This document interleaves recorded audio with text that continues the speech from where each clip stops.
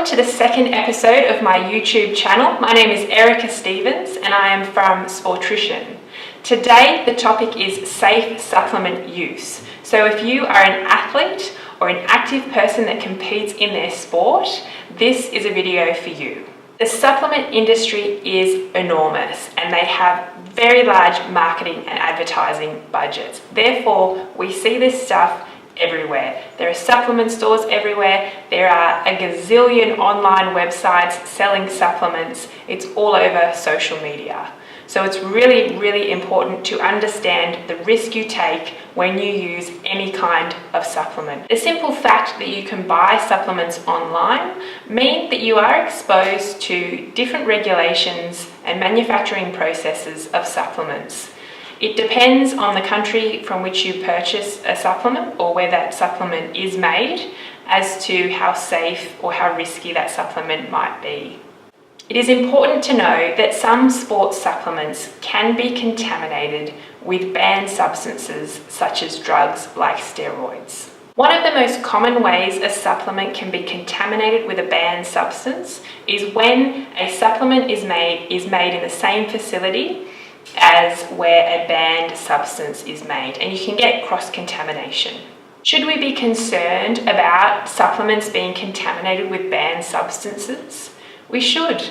In a recent Australian survey, they tested 67 different Australian supplements and found that nearly 1 in 5 contained a banned substance. And what was most concerning was that this banned substance was not listed on the label. The World Anti-Doping Code states that the athlete has full liability for any product or substance found in their system. What this means is that if you are found to have a positive doping test, you will be banned from your sport, and the ban can be anywhere between 2 to 4 years. The main purpose of drug testing is to protect the health of an athlete. A lot of athletes have a do whatever it takes approach or a do whatever it takes attitude to win in sport. And that's why athletes are so successful and why they can be so driven and why they can achieve such amazing things. But there do need to be things in place that help the athlete be protected from themselves. And so the anti-doping organisations, that is their main purpose for existence, is to ensure that an athlete remains healthy and does not risk their life in the pursuit of athletic success. And the second reason for anti-doping organisations, or equally as important as protecting the health of the athlete, is protecting the integrity of sport and ensuring there is an even playing field and that sport maintains its beautiful nature. The World Anti-Doping Agency, or WADA, brings consistency to anti-doping policies and regulations across sporting organisations and governments. The World Anti-Doping Agency is responsible for the World Anti-Doping Code, and this helps inform all sports organisations and governments around the world as to what is deemed to be doping in sport. National anti-doping organisations are responsible for enforcing the World Anti-Doping Code. ASADA's long-standing advice is that no supplement is safe to use. Of course, at times, an athlete may need to take a medication because of a medical condition. In this case, the athlete needs to speak with their sports physician in order to get what we call a therapeutic use exemptions, or a TUE.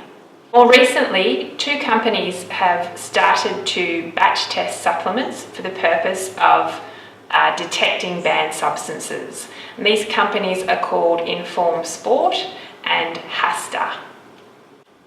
However, no product testing can ever 100% guarantee that a product is safe. This is because prohibited substances can be present at very low levels and may not be distributed evenly throughout the product.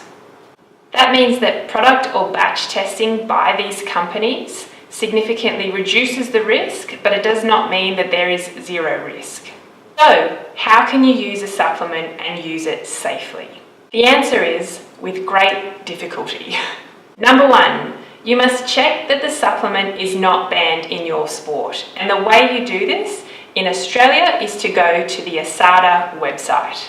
Step 2, you need to check that the supplement you want to use is either listed on the Informed Sport website or the HASTA website, and then you'll know that potentially the supplement you want to use has been tested. Step 3, check that the supplement you actually buy has the Informed Sport logo or the HASTA logo on the product. Before you buy it, you'll need to check the batch number against the batch number that's listed on the Informed Sport or the HASTA website underneath that particular product. The batch numbers need to match because you need to purchase a product that has in fact been from a batch that has been tested. Step 4, you need to ask a sports dietitian whether the supplement you're considering using is actually useful. The likelihood that that supplement is not going to do anything for you is pretty high. Obviously, there are some supplements that have some great literature behind them and we know can have some great benefit to some people in sport, but this is not all supplements, and in fact it's very few.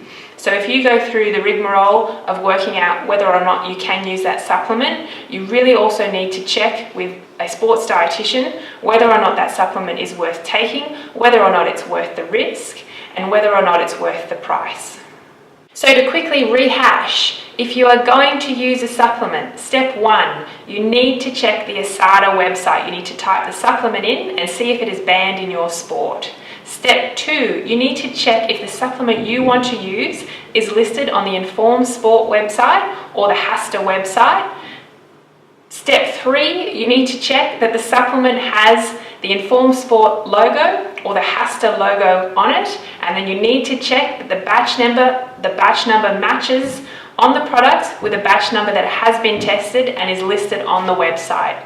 Step 4, you need to speak to a sports dietitian and see whether it really is worth your while using a supplement in your sport and at your level. And that's it. That's the answer.